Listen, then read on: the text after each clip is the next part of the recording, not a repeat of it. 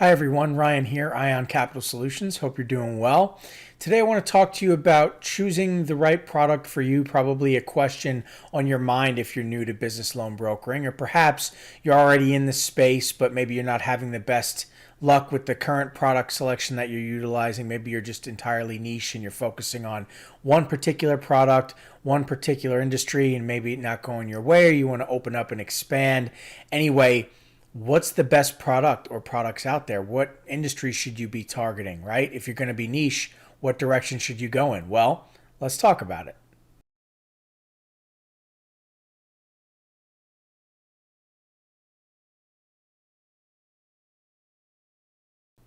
Okay, so here we are at the drawing board, right? We're trying to understand there's many different ways to go about this, but which one is the right one for us, right?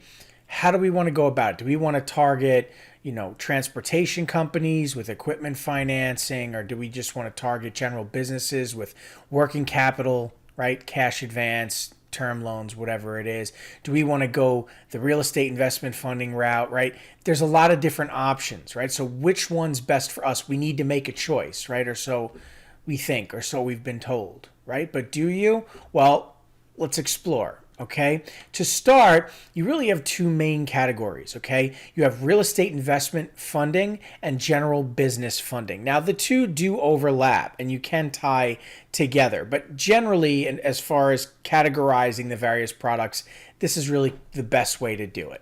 Okay. With that being said, let's start with business funding. Okay. Now, on the business funding side, you have secured products and you have unsecured products, meaning the loan is either secured by an asset or it's an unsecured loan because there is no asset to tie it to. In other words, we're not placing a lien on an asset such as real estate, equipment, vehicles, right, to secure the loan. So in the case of default, the lender can collect that asset, resell it, and get their money back, right? So with that being said, you also have more miscellaneous type products, right? Or you have, you have equipment financing, factoring, right? Invoice factoring, cash based on future receivables, existing invoices that are coming in with existing vendors' contracts, right? Consolidation products, right, which is a kind of a slippery slope because consolidation usually means more negative than positive. When somebody says consolidation, odds are they're over leveraged, they have multiple loans, and they want to pay them all off. Lenders really don't want to get in the position of being now the next in line to be paid off after they were already having trouble paying off their existing loans. So, yes, there are some true consolidation products out there and clients out there who really just want to consolidate into one single payment, sure, but it can be a bit of a hairy space. Anyway, I make other videos on that kind of content. But with that being said, we also have business lines of credit, right? So they can pull from cash as needed rather than having to take a lump sum. Then you also have startup funding and acquisitions. Now, I do not recommend startup funding.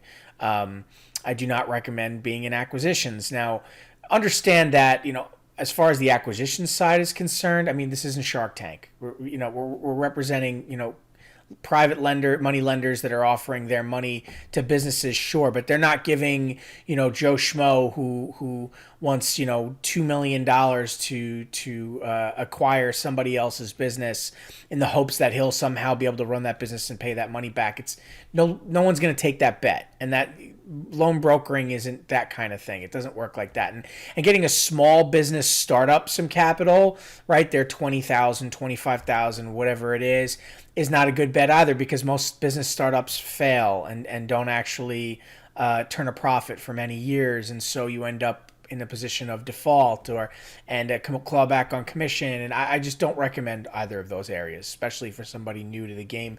It's one thing if you're experienced in finance, you want to get into equities and things like that. Anybody starting out in business loan brokering should stay away from this area altogether. Okay. But you have your general business funding products, right? And then on the real estate investment side, you have new construction loan products, purchase loan products, right, to purchase a property, portfolio, right, which means a multitude of properties, a multitude of products all tied together.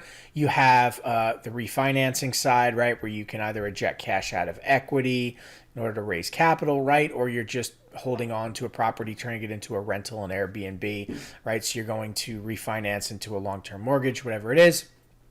You have the commercial side, right, as opposed to the residential side. Bridge, right, if they want to acquire property, but they're not really sure what they're going to do with the property yet. And then transactional funding for wholesalers. Now, there's more products out there than this, but between these two slides here generally gives you a good idea of the various products that you can kind of focus on, the two different main categories of funding, okay? But with that being said, to offer a single product and target a single industry, you're operating with the blinders on. You have tunnel vision, right? You're not seeing the whole picture.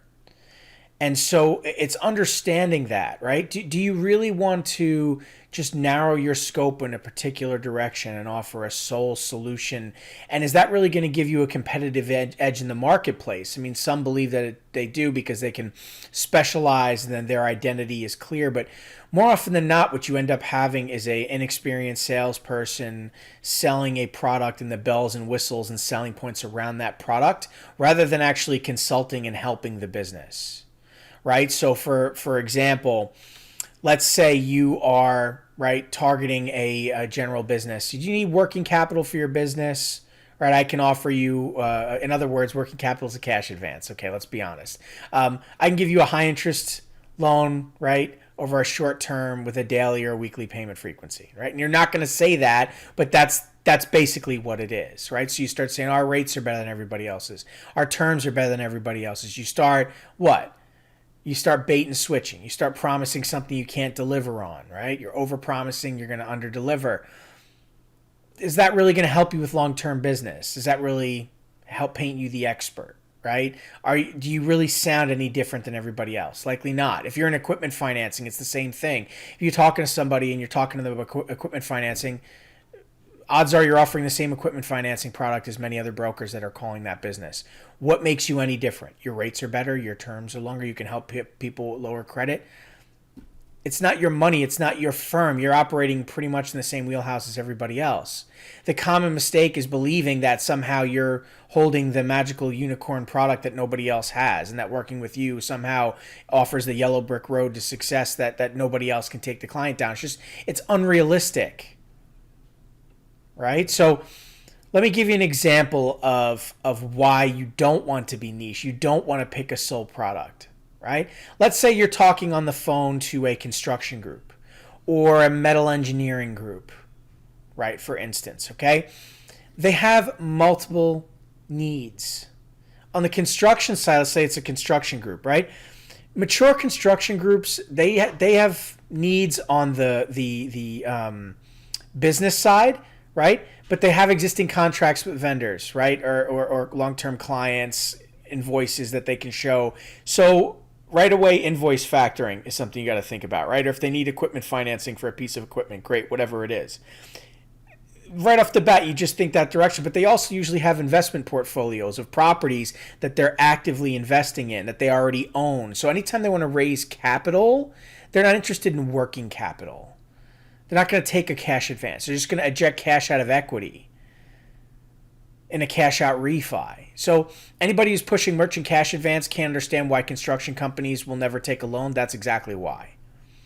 If you look at a metal engineering company, it's pretty much the same idea, right? They're gonna be able to show some invoices. They're gonna want to look into some equipment financing, whatever it is. They may want a line of credit.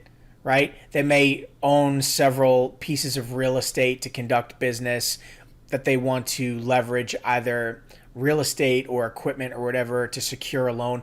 They're not interested in working capital. They're not just interested in equipment financing. They're not just interested in one type of product. They're interested in a lot of different products is the point. So if you call them up and start trying to offer them a particular product, why would they go with your product? Why would they be interested in your product when 10 other people are offering them the same product? And on their plate, they're not just looking at one product. They're not just looking at one issue on the balance sheet. They're looking at a multitude of these things. They need to address all of these problems.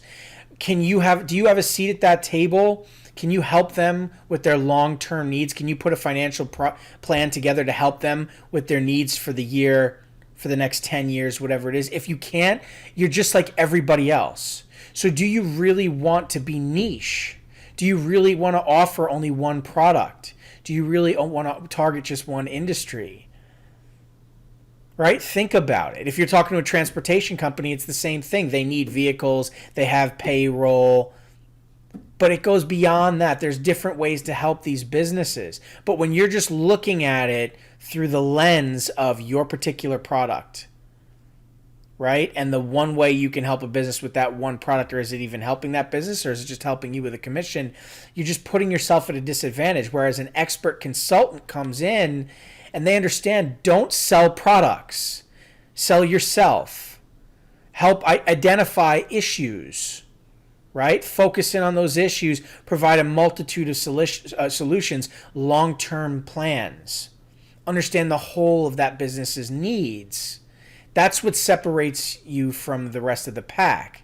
That's how you join their team, because you understand how their business works, how it functions, all of their needs. They're going to work with you because of that.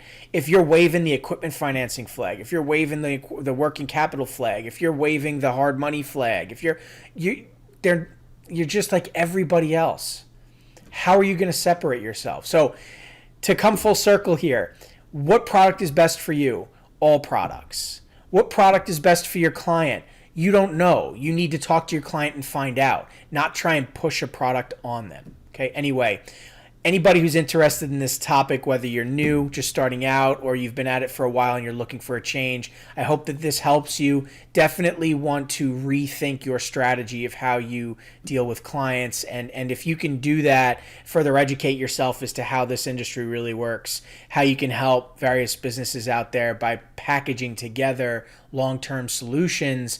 It's going to change the way that you do business. It's going to change the way that you're perceived in the eyes of the business owner. It's going to change your financial situation, right? The money in your wallet. Okay. So in any event, if you'd like to learn more, click the link in the description. Anyway, thank you so much for your time today. I wish you the best of luck. I'll catch you in the next video.